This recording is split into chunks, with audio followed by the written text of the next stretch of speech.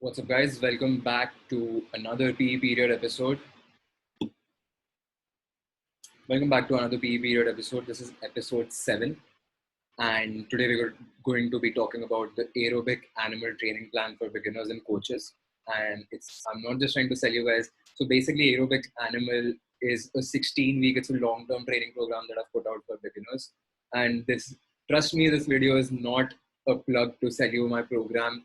We're basically going to go over all the overarching concepts that you need to know if you want to understand how to build a foundation for health, fitness, and athleticism, how all of that process begins. So I feel like this is a very important video for beginners, if you're first time, first timers to training, but especially for coaches because this is a very important tool to have in your toolkit. So let's get to it. I'm doing a presentation style video today because there's a bunch of things that I want to talk to you guys about. And it's very, very, very uncomfortable holding a whiteboard and then talking to you. So yeah, this is where we are at right now, and let's get started. So, but before we start talking about all of this, I'm going to talk to you guys about what makes this program a very unique program. So, key features of the program. I'm going to talk to you guys about what does one get when they finish this program. I'm going to talk to you guys about the milestones that a beginner is going to hit through the 16 weeks when you're training. But before all of that, let's talk about a concept, right? I'm going to give you guys because this is what PE periods is about. This is about giving you guys concepts and making you understand the importance of concepts over specific answers. So, and this as a concept is what I base a huge portion of my practice around. So this is how it goes. Basically, you all of you must have heard, and this is just paraphrased, but all of you guys must have heard this saying or this phrase, which basically goes, "Shoot for the stars and you just might land on the moon." Right? Shoot for the stars and you might land on the moon. What that basically means is that, and basically how I'm applying that into a concept is that whenever there's a task, right, every task has a certain demand. If you want to accomplish a task, it is going to have a certain demand. To make the accomplishment of a task seem less demanding, make it a smaller part of a bigger objective. Just broaden your focus. Whatever you're trying to achieve, make that a smaller part of a bigger goal. Set a bigger goal for yourself and hide the goal that you're actually trying to achieve underneath that goal. For example, let's say somebody wants to learn pull-ups, right? Teach them how to do a muscle up, and pull-ups is inevitably going to be a part of that process. Let's say you want to be really, really good coaches and you want to grasp everything there is to know about exercise science and all of those things. Just make learning science your objective, and exercise science is just going to be a smaller part of that. Now, if that makes sense. Now, I just want you guys to think about, take a minute, and maybe later on, just think about where can you apply this concept yourselves.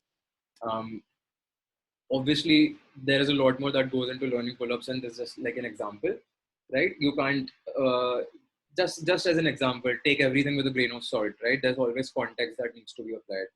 But just so that this makes sense, this concept of hiding your primary task underneath the bigger objective to make the demand of the task seem more feasible, right? Accomplishment of the task seem more feasible. Learning muscle ups to learn pull ups is just an example of that, right? Learning science to be able to grasp exercise science concepts really well is another example of that. I want you guys to think about where you can apply this concept. And the next slide is basically where I apply this concept in my practice, and the concept of prioritizing, the concept of understanding that concepts are inherently more valuable than specific answers is just another example of this. Whenever you want to learn answers to something, just try to grasp the overarching concept, and inevitably you're going to learn, understand the specific answer. You got to understand how to apply that concept and deduce your specific answers. Understand that concepts as an answer, let's say there are two versions of me. One version of me is giving you a concept, and one version of me is giving you a specific answer, right? Whenever you're trying to deduce an answer to anything, concepts are going to be much higher in the deduction hierarchy than a specific answer. So you can use concepts as a framework to deduce answers. If you know the concept, you can make your way to an answer. But if you know the specific answers, they only have binary use cases, right? And what I mean by binary use cases is that if you know the specific answer to something, and going back to this example that I used in I guess PE period 5, where I was talking about bone health and calcium metabolism, where we were basically going over the concepts of calcium metabolism. if somebody tells you that this is the amount of calcium that you need to take in a day, right? This is your daily recommended dose of calcium to maintain optimum bone health. If I just give you the answer to that, there's only so much that you can do with that answer, right? You can choose to accept that answer as fact, or you can choose not to accept that answer as fact. That's all you can do with that answer. But what we did in that episode was that we went over the overarching concept of what basically calcium metabolism is and what governs all of that, what is regulating calcium metabolism. So once you are able to grasp that concept, you can use that as a framework, fit it within your context, and get to the answer that you want, right? So I've used this deduction hierarchy concept extensively in my PE period episodes, and I do it in my practice as well. I do it in my consultation practice as well. I do it in my training practice as well, where all we really do is we prioritize concepts over specific answers. So this whole idea of prioritizing concepts over specific answers is just another example of shoot for the stars and you just might land on the moon, right? Go for the bigger thing and hide the primary thing that you want to know as a smaller part of that, if that makes sense. So once again, just think of places, think of areas where you guys can apply this concept. So yeah, these are a couple of concepts that I wanted you guys to understand, and that's just so that we maintain this theme, we maintain the overarching objective of what PE periods is all about, right? So let's get to what we want to discuss today. We are discussing the aerobic animal training program, which is basically a 16-week physical training program for absolute beginners. So this program is going to help you make the adaptations to build to help you build aerobic endurance right from scratch. So I'm talking about people that are not exposed to training at all. This program is for them. And this program is for coaches that come across clients, and you are going to come across clients that are beginners. So this program is a great toolkit to have in your arsenal. It's a great tool to have in your toolkit. I'm sorry, right? So all right, so these are the concepts. So let's get into it. The first thing we want to know is we're talking about aerobic animal, right? And if you guys understand, if you guys get this, aerobic animal is just basically a quirky, it's a quirky play on words, because we are all aerobic animals. What aerobic animals do by nature is that aerobic animals use oxygen, and they use it to create energy for whatever work that is they are doing. When I'm talking to you, this is work for the body, right? I'm moving my body, using my body. This activity is going to have a certain energy demand.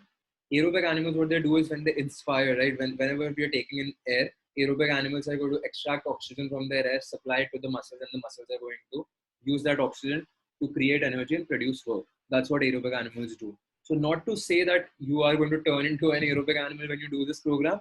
You are already aerobic animals. This program just helps you own that nature of yours, right? It pays respect to that aerobic nature of yours, and it helps you own that quality of yours.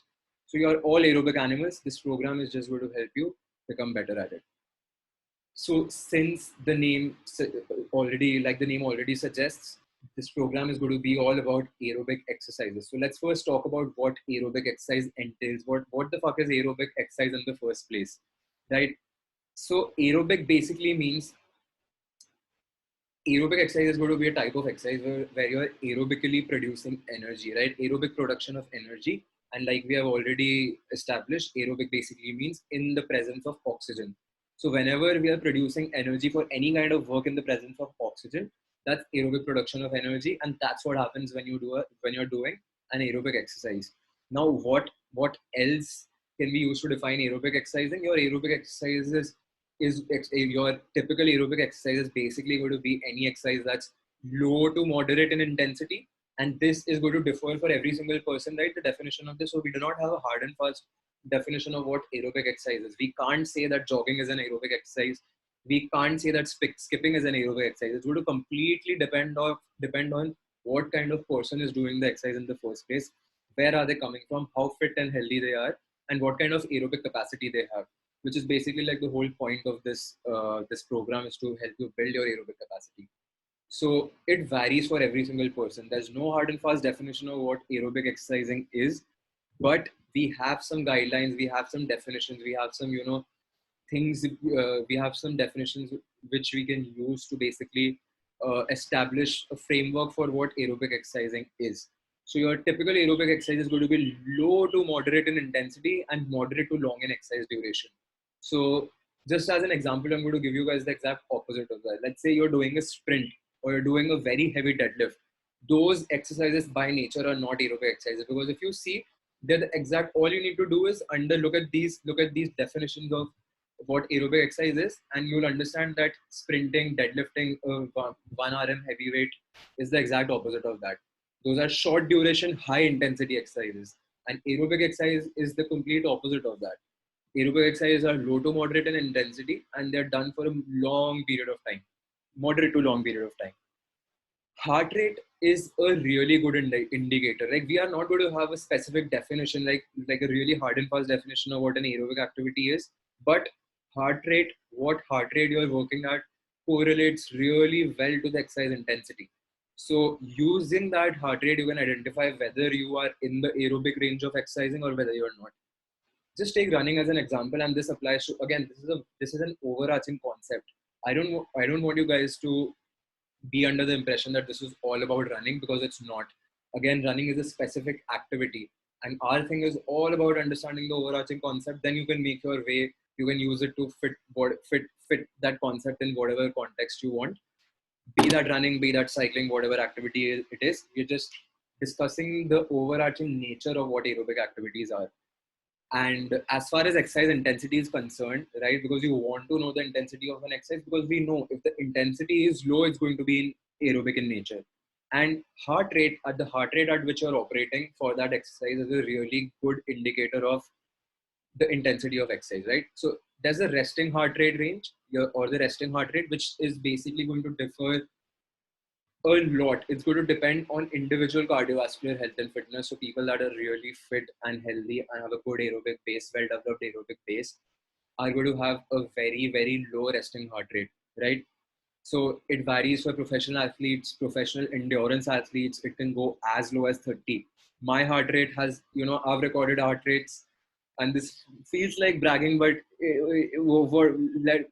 take it as you want. But I've recorded heart rates as low as 35, 40, 45. I think right now, if I wake up in the morning, my resting heart rate is going to be somewhere around late, like upper 40s, I feel. So trained athletes, my dad's resting heart rate has gone pretty close to 30. So, and he's like a seasoned, veteran ultra endurance athletes. So for people of that population, professional athletes and such, their professional endurance athletes and veteran and seasoned endurance athletes, their resting heart rate is very low. And it varies in between 30 to 70. For the average person, it's going to be somewhere around 70 to 72 beats per minute. We read that number in our course material when in like 7th, 8th grade, I don't know, whenever you read about heart rate. And for unfit individuals, people that have really, really bad cardiovascular health and fitness, right? That population that, people with comorbidities, people with poor cardiovascular health, for them, their resting heart rate goes as high as 100 and 120 beats per minute, right? That's going to be accompanied by shortness of breath, being out of breath always. That's like an indicator of having a really high resting heart rate. And for the average guy, it's going to be average untrained individual. It's going to be anywhere around 70 to 80 beats per minute. For kids, this is a lot higher. Kids usually have a higher resting heart rate. And so yeah, that's what it is. Now your aerobic range is basically going to be, there's a whole range of heart rate, right? You have your resting heart rate, which is basically your heart rate whenever you're not exerting or doing any kind of physical exertion. Then you have your max heart rate, right? What's the upper limit that your heart rate can go to? That's usually like anywhere around 180 beats to 220 beats per minute. That's again going to depend on a couple of factors. Number one, your age, your cardiovascular health and fitness. Like what population are you in? Are you an athlete? Are you not an athlete, trained or untrained? So depending on that ranges anywhere. Your max heart rate ranges anywhere between 180 to 220 beats per minute. And your aerobic range is basically going to be anything below 65 to 70% of your max heart rate, right? So if you're operating below that range, that's like a low to moderate intensity. And that's the intensity where you're working in an aerobic range. That's the heart rate that's aerobic in nature. Whenever you're going, that's the heart rate where, you know, the energy that's being produced is happening aerobically. It's happening in the presence of oxygen. Whenever your work rate and the intensity of training increases such that your heart rate goes above 65 to 70% of your max heart rate, that's when the activity turns anaerobic in nature, right? There's just not enough time, and the demand of there's just not enough time for the heart and lungs to supply, heart, lungs, and muscles to work in coordination and basically maintain the oxygenated supply, and it turns to other sources of fuel. It's going to turn to glycogen and it's going to turn to ATP and all of those things to basically produce energy, which is going to be anaerobic in nature. So aerobic is in the presence of oxygen, anaerobic is in the absence of oxygen. So, like I said, intensity of exercise is a great, heart rate is a good indicator of exercise intensity. Whenever the heart rate is above your 60 to 65 to 70% of your max HR, max heart rate, that's high intensity. That's not moderate, that's high intensity. Then you're going to have activities and nature of activities that are overreaching. Whenever you're in that range of 90 to 100%, you can't really reach 100% max HR. But whenever you're like in that 85 to 90 percent of your max heart rate, that's overreaching. That's like very, very, very taxing on your system, and that's when your heart is just racing. This is going to be the case. Let's say I used to use this example a couple of years ago when I was doing this seminar, online seminars. There I used to use this example that what is a good example of overreaching heart rate. Whenever you're being chased by a dog, or let's say you're being chased by a wild animal, your heart rate, you're going to feel what it feels like to have your heart rate go beyond 90 to 100%. Or just go out right now and just do like a 500-meter all out sprint. 500-meter all out sprint unprepared, and you're going to feel exactly what 90 to 100% of max heart rate feels like, right? That's what overreaching is. And these kind of activities, again, depending on the intensity of the activity and depending intensity of the exercise, is basically an external indicator, and heart rate is basically mirroring internal indicator of that. Like I said, it correlates well to the exercise intensity. So intensity of the exercise dictates the duration of the exercise. If you are overreaching, right, you are not going to be able to sustain that activity for a long duration. You can only do this for like a very, very, very short duration. If it's anaerobic in nature, you can sustain it for a little longer, but you cannot sustain it as long as you would able to sustain an activity that's aerobic in nature. For example, walking a long distance is much easier than running long distance. Why? When you're running, the demand of the activity is going to increase, and it just might cross that anaerobic range depending on your health and fitness and the intensity of the task at hand, if that makes sense. So this is what aerobic exercising is all about. To be noted that low to moderate exercise intensity, how do you know that your intensity is low to moderate? Whenever you're training or working at a conversational pace, and a conversational pace is a good indicator. It's basically, you know, how do you know? It's not, the question basically is that, sorry, quick water break. But the question basically is that how do you know that your exercise intensity is aerobic in nature, or how do you control the intensity of the exercise so that you can keep it in the aerobic range? Because this program is going to be all about aerobic exercising. But how do you determine that you're doing this exercise within the aerobic range and you're not overreaching, you're not going beyond the aerobic range? If your activity, like if you have a watch, right? If you have a heart rate monitor and a watch, that's like the best way to understand. That's the best way to gauge if the exercise is aerobic in nature or not. But not all of us are going to have watches. I don't have a watch right now. A lot of people are not going to have watches. So what do we use? The concept of a conversational pace is a really great tool to determine whether the exercise intensity is moderate, low to moderate, or not. What is a conversational pace? A conversational pace, pretty self-explanatory if you think about it. If you are training and you are able to have a conversation with someone, let's say there's a hypothetical person training right alongside with you, if you are able to maintain a conversation while training, that is a conversational pace, and that basically tells you that your heart rate is within that aerobic limit. Your intensity of exercise is controlled and it's not overreaching. You know, it's very easy to understand that if you're out of breath and if your heart rate is just shooting beyond a certain point, you're not going to be able to, let alone having a conversation or being able to hold a conversation, you're not going to be able to utter words. It's going to be very hard to even utter words, right? So how do you determine that your activity is aerobic in nature, you do it at a conversational pace. You make that the priority, and if you feel like you're going at a pace where you can't have a conversation anymore, that's a sign to slow yourself down. Let's say if you're out on a run, even if that means taking walking breaks, you do that. If the objective of the exercise is to keep it aerobic in nature, you do it at a conversational pace. And even if that means taking walking breaks or just completely stopping down to take in the view, you do that. You make that the priority, right? Eventually, you're going to adapt to a better version of yourself. Your aerobic capacity is going to increase, and you will be able to fill in those gaps, fill in those walking breaks to basically make it a more continuous effort. So now what happens, let's talk about what happens. Let's talk about the concept of what happens when you are training or when you are physically exerting your body. So this is the whole process. This is how you're developing energy, at least in short. So aerobic respiration is basically the process of extracting oxygen from your environment, processing it through your body, and ultimately producing work. So it all begins by inspiring air. You're taking in air through your mouth and nose. That air goes to your lungs. Your lungs are expanding, taking in the air, and then from there, what basically happens is that there's these things there are these small organelles known as alveoli, or singular would be alveolus.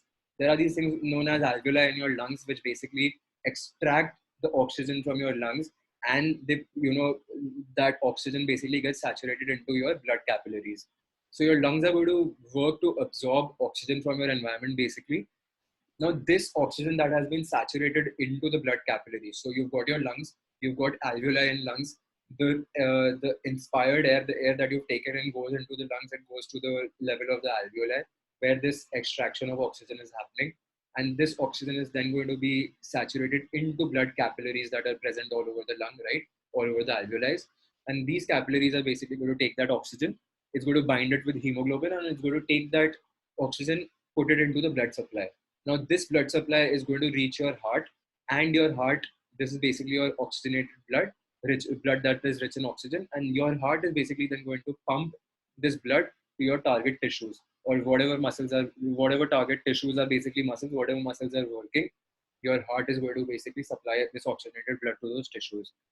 At the tissue level, what's going to happen is, again, absorption is going to happen. The blood vessels are carrying the blood. The blood vessels, let's say this is the tissue. The blood vessels are basically going to end up into blood capillaries, and the blood capillaries are going to basically cover the surface area of the tissue, of the working muscle, of the target muscle. And then that there's an absorption of the oxygen that's going to happen. Oxygen is going to enter the cells, enter the cells of the target tissue, and then that tissue, that muscle at large is going to use that oxygen, and using that oxygen, your muscles are going to produce ATP, this thing known as adenosine triphosphate, which basically, which is the currency of energy. We use adenosine triphosphate to produce energy.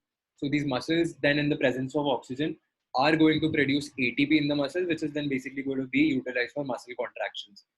Whenever you're working, let's say whenever I'm lifting my hand, whenever I'm doing a bicep curl, whenever I'm running, whatever muscle is being used, that muscle is contracting. And contraction takes energy. Contraction uses up ATP, and you're producing this ATP through oxygen.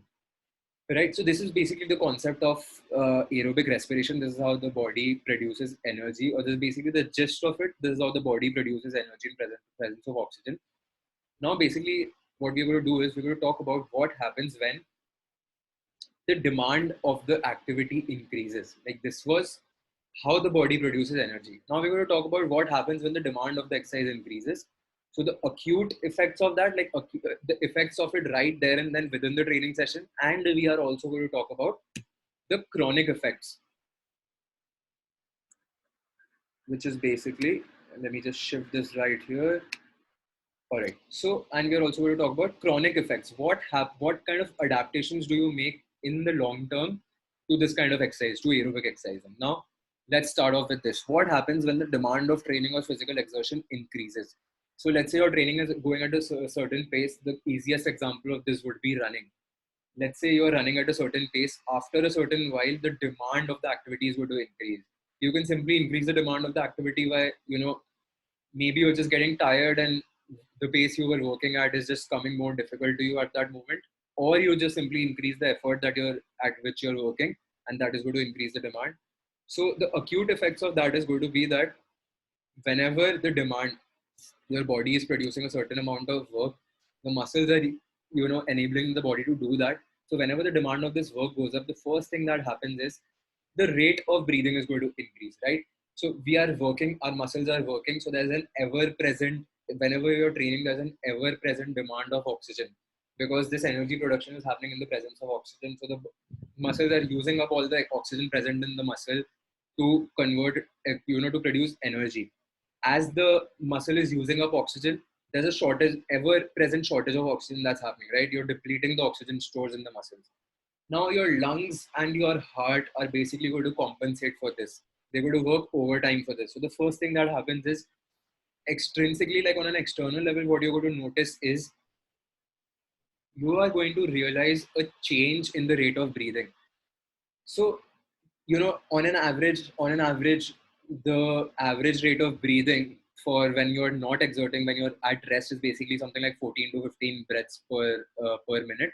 That's what we do when we're just sitting and just existing. As the demand of exercise increases, as you do something that is physically exerting, that's basically training, this heart rate is going to go up, and this heart rate goes up to basically compensate for the ever increasing demand of oxygen. So there's demand of, the need for oxygen is increasing, so the body will work to supply that. And to be able to supply that, the first thing that has to happen is that your rate of breathing is going to increase. This is when people experience shortness of breath, right? And this rate of breathing goes up to something like 40 to 45 breaths or 50 breaths per minute. And it's always, this not hard, and these numbers are not hard and fast. It is going to vary for every single person, but it goes up to something like 40 to 50 breaths per minute. So to meet the demand, you want more air coming in, and to do that, the body compensates by taking more breaths. Because if I'm quickly taking more breaths in, that is going to help me ensure that more air is going in, right? Second thing that happens is the heart compensates by increasing the heart rate.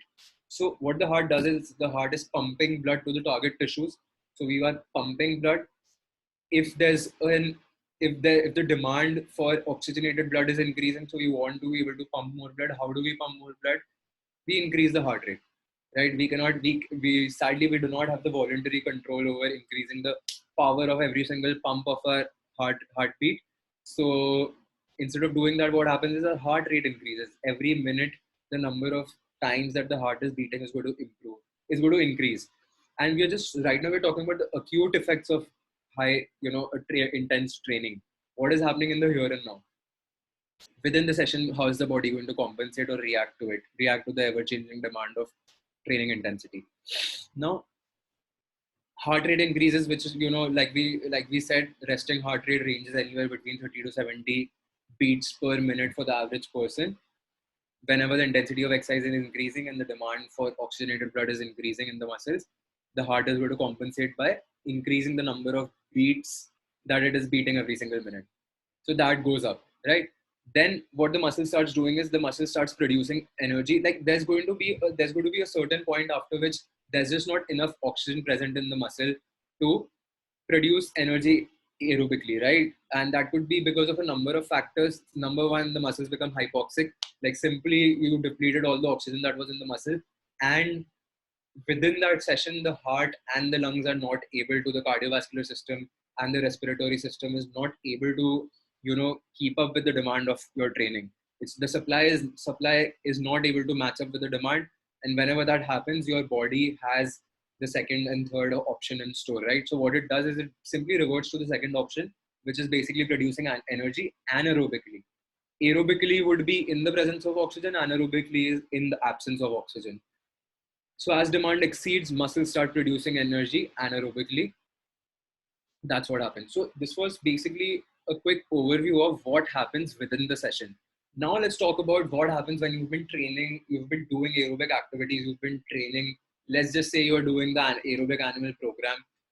This is the part where we talk about what are the outcomes of completing the anaerobic program. What happens in the beginners? What kind of adaptation are you as a beginner, or if you're a coach, what kind of adaptations is your client going to make when they go through the aerobic animal program and when their aerobic endurance improves, right? The first thing that is going to happen is acutely we saw that the lungs were compensating by increasing the rate of breathing.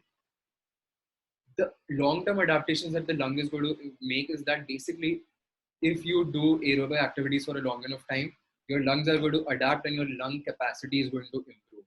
What does that entail? That basically entails a higher inspiration volume. So, if you think about lungs, lungs are muscles as well, right? If you use a muscle, that muscle is going to improve its ability. So, and when we say ability, we mean contractile ability. Using a muscle is basically a muscle that is contracting, right? Every single contraction, as the muscle grows stronger, as you use it for a long enough time, the ability of the muscle to contract is going to improve, right? As the muscle grows, as the lung muscle grows, the ability of it to contract is going to improve.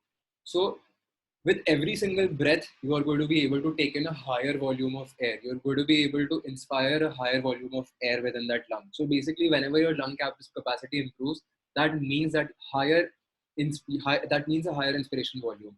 For every single breath, now you're able to take in more air. Another thing that's going to improve is higher capillary density. So basically, think about lungs and think about these blood vessels, which basically is going to extract the oxygen, that basically carry the oxygen into the bloodstream, the oxygen that it gets from the alveoli of the lungs.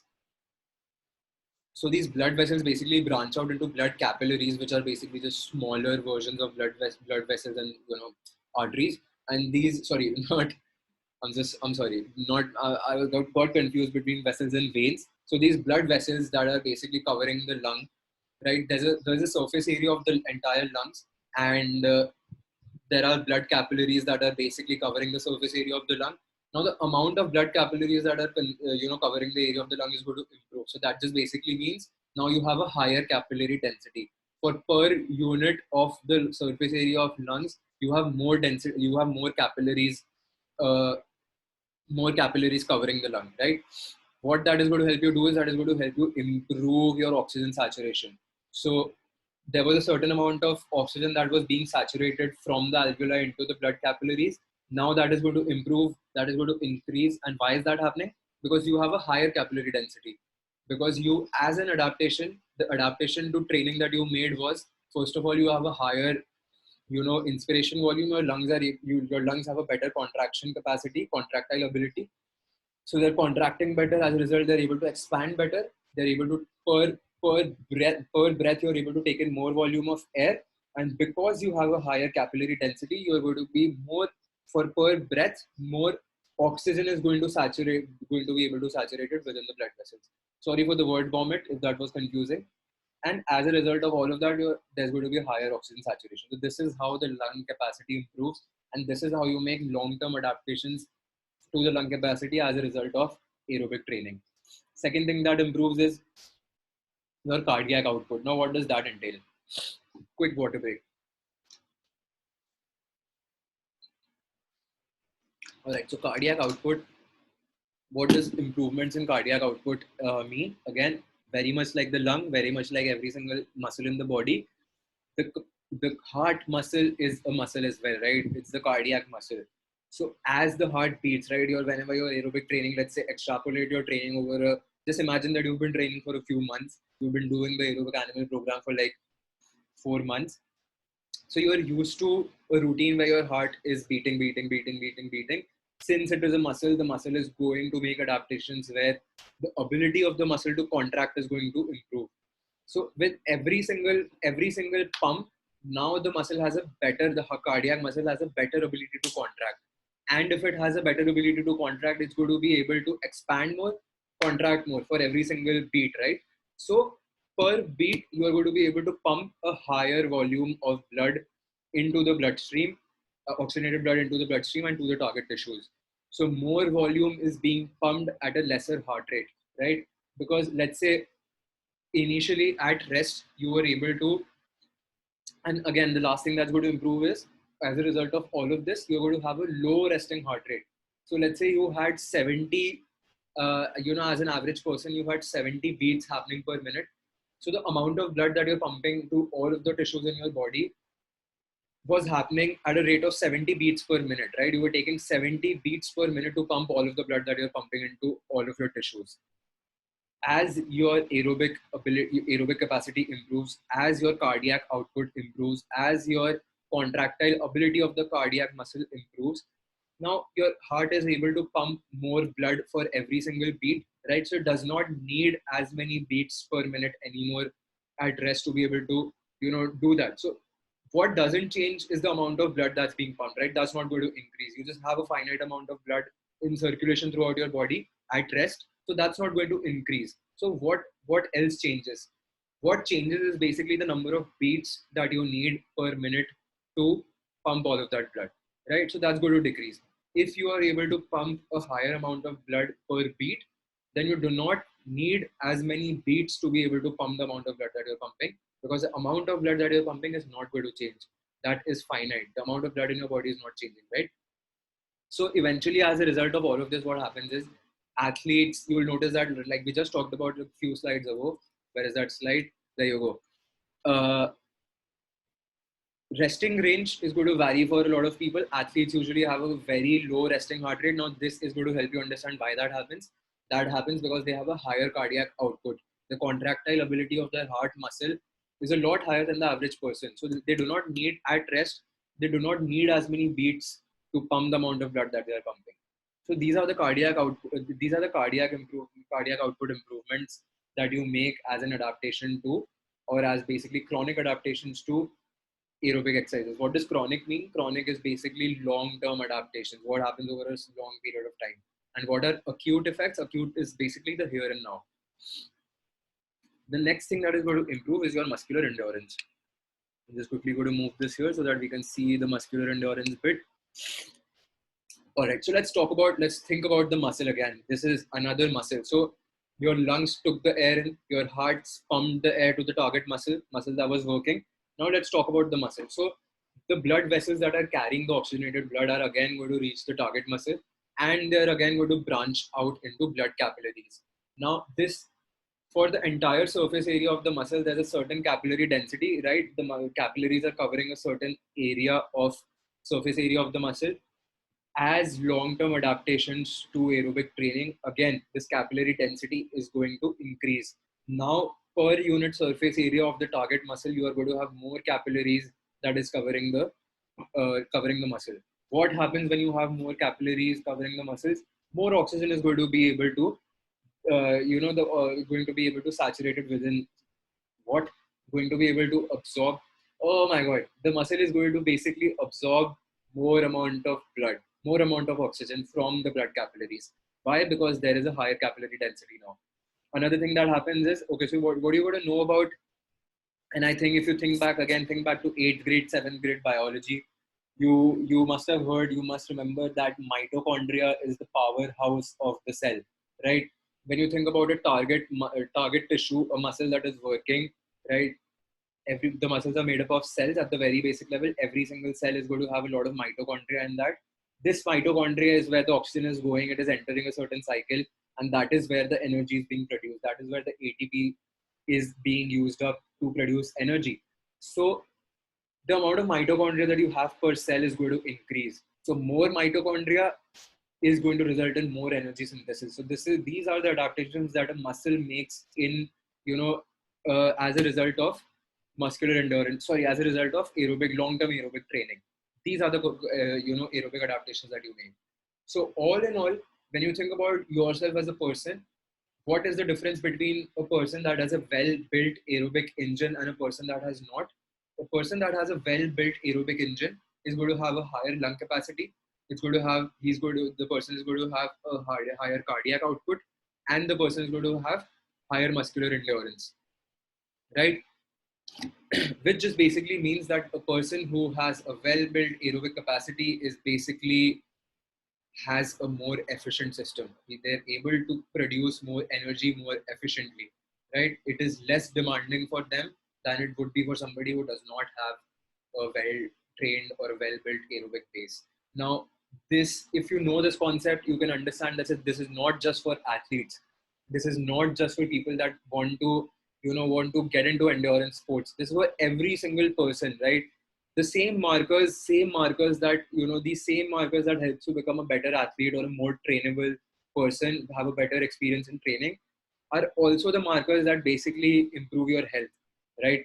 If you have a better lung capacity, if you have a better cardiac output, and if you have better muscular endurance and a better work capacity, these are all indicators of health as well.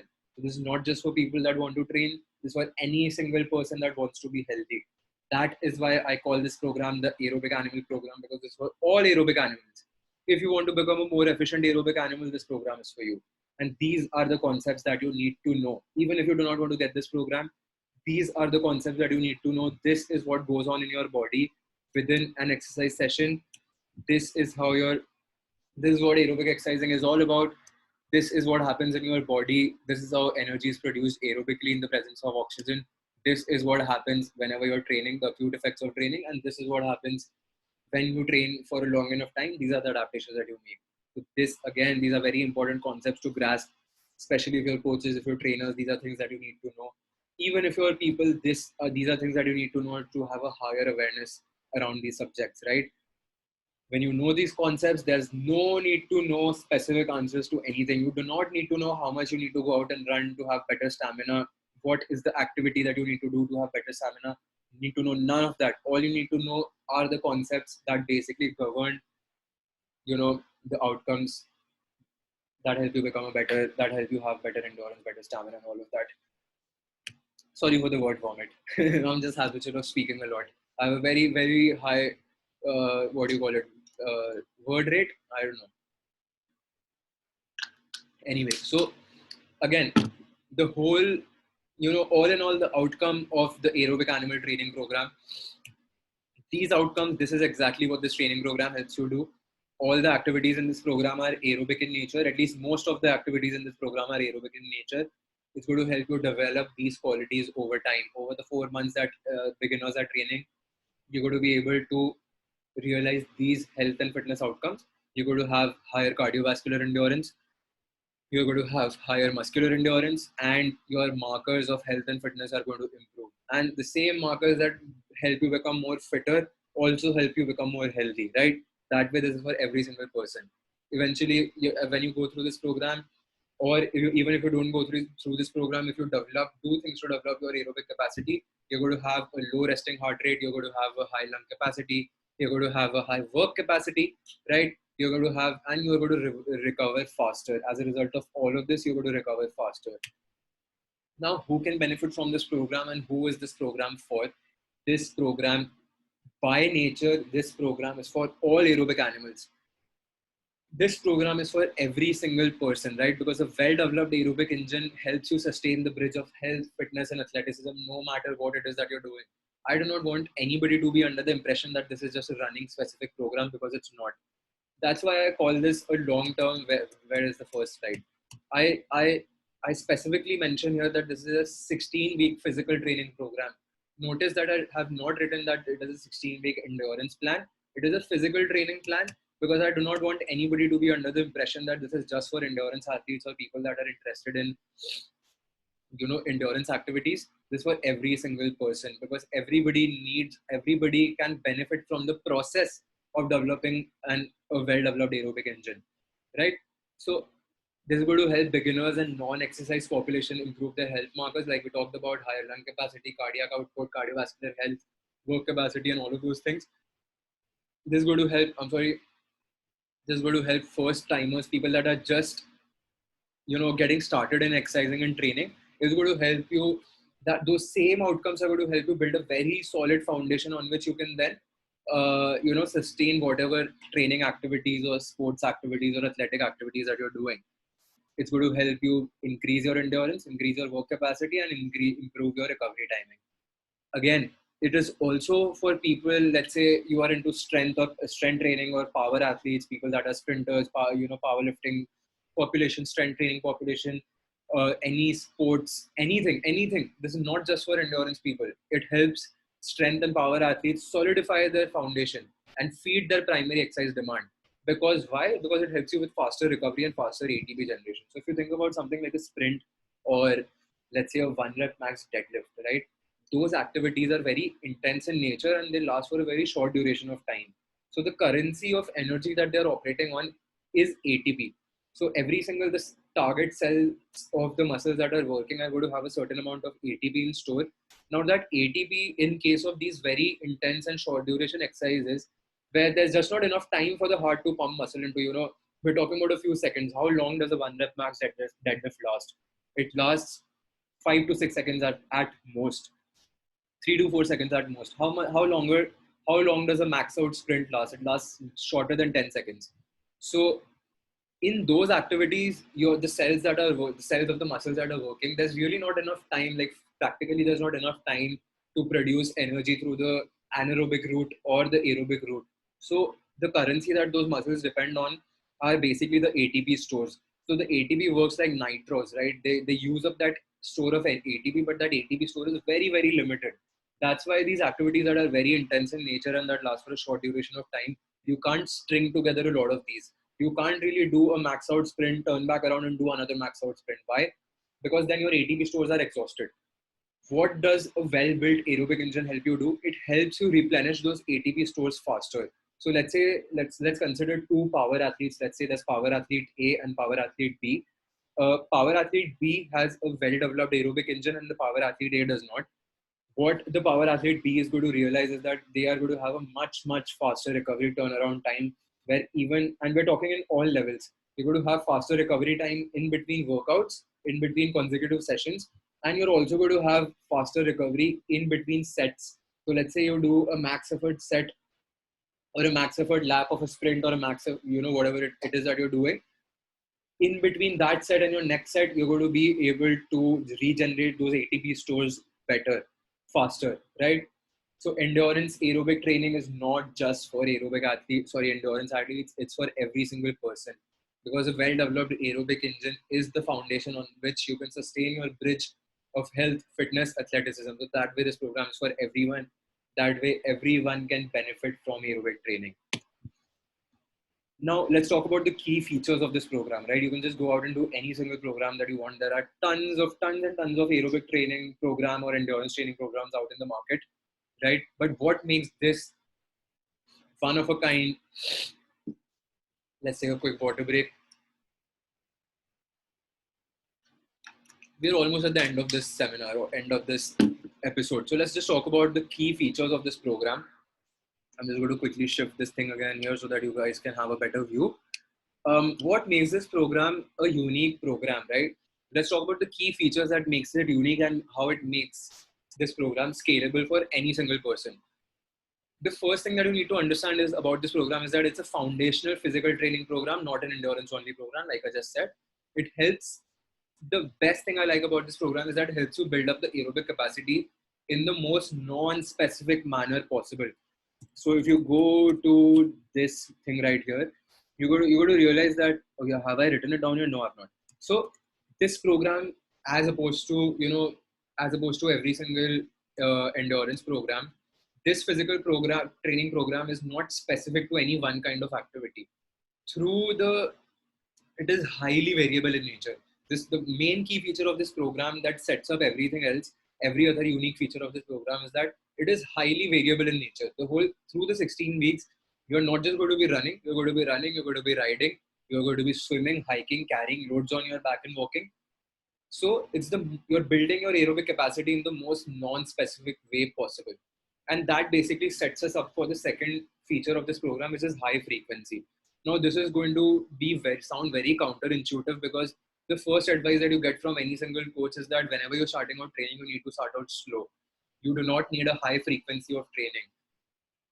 But that is, for the most part, that's because, let's say we are doing an endurance program where we are just running, right?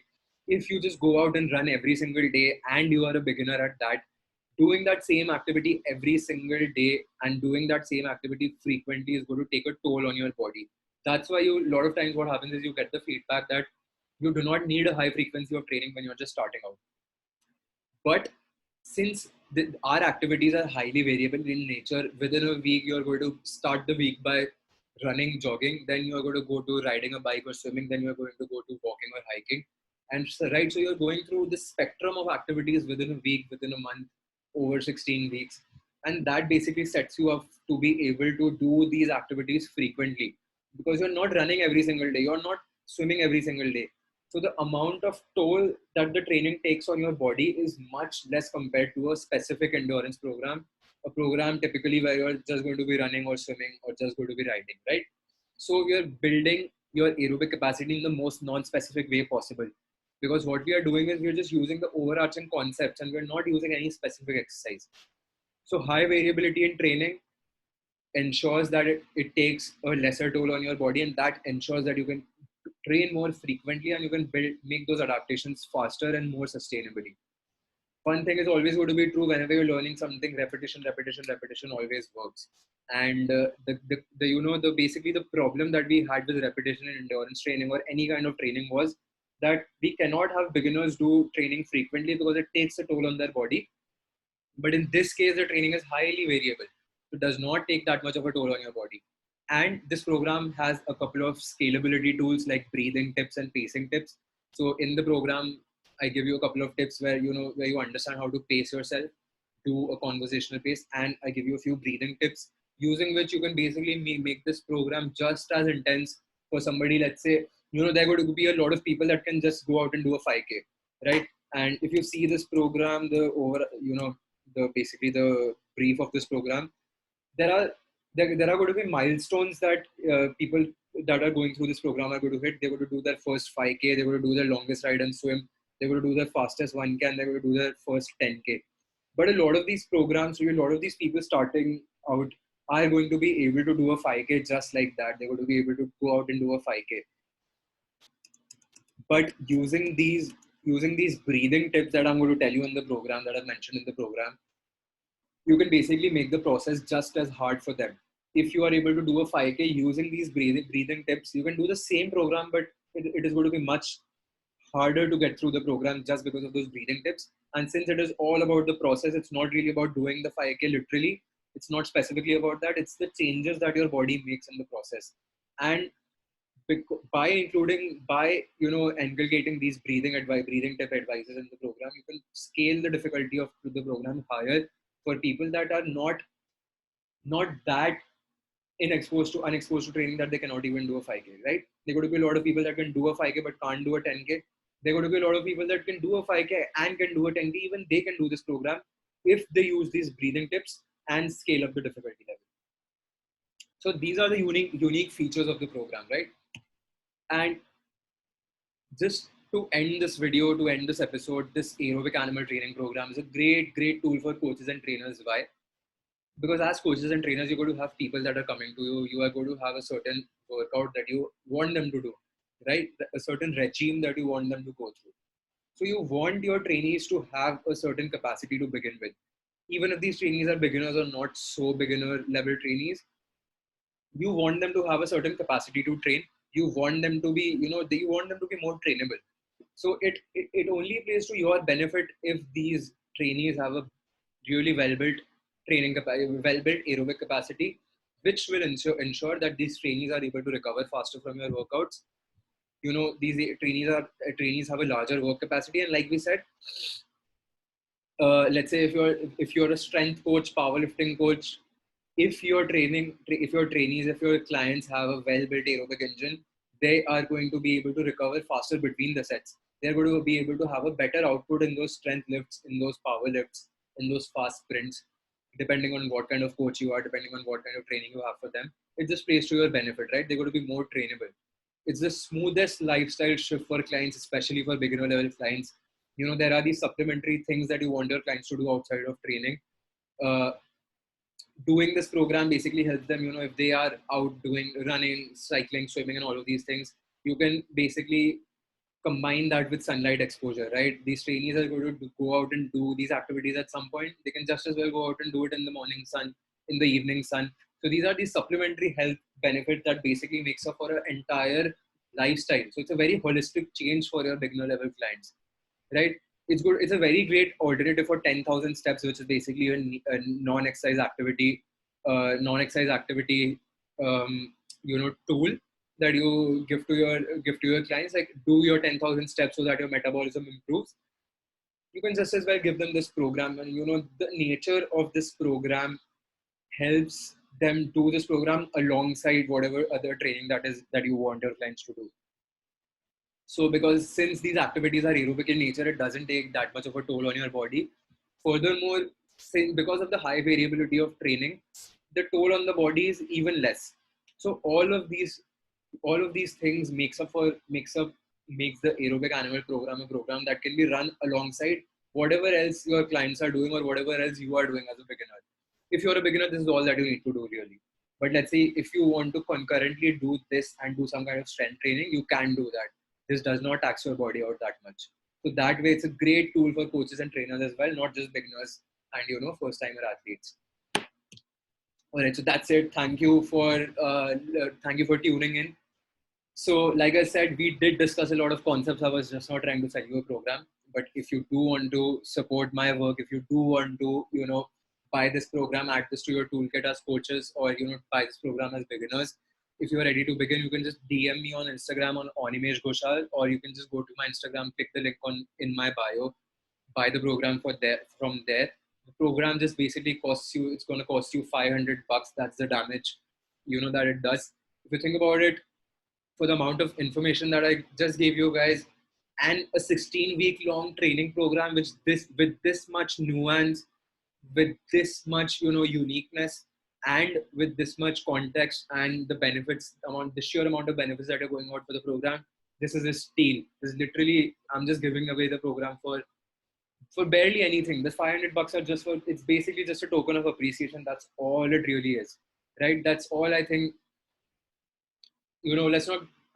I don't even know how. I do not want to oversell this to you guys at all. But if you want to, if you're ready to begin, if you want to support my work, and if you want to add this to your toolkit, if you genuinely think this is a great addition to your toolkit, or this is the what you need to make those lifestyle changes, just DM me on Onimesh Ghoshal or click the link in my bio, and you can get the program from there. All right, so thank you guys for tuning in. This was episode 7 of PE Periods with Onimesh. We're going to have a great weekend. We're doing this on a Sunday. Great day to buy the program so that you can get started tomorrow. And on a Monday, last week of April, what better way to start your May than being 1 week into a new lifestyle change? Thank you so much, guys. See you for another episode soon.